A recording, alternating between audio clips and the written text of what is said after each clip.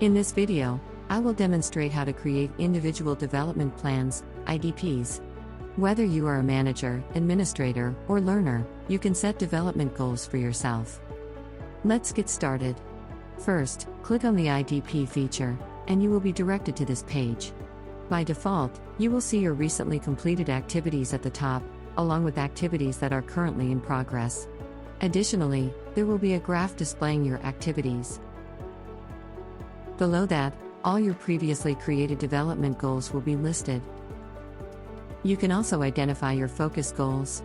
Out of the development goals you have set, you can mark 3 of them as your focus development goals. To create development goals, click on the Add Development Goal button. Next, fill in the required details. If you want to make this development goal focused, enable the toggle. Finally, click on the Create button. Your development goal will then be created and displayed. If you want to add activities to your development goals, simply click the Add Activity button. Here, you can create your activity. For example, you might want to improve your pitch and tone. You can then specify a deadline for completing this activity and click Create. This will add the activity to your development goals. As you make progress, you can update the progress bar associated with this activity. Once you complete it, just click the checkbox to mark it as finished. You can also add comments related to the activity. If your manager has added comments, you will be able to view them here as well.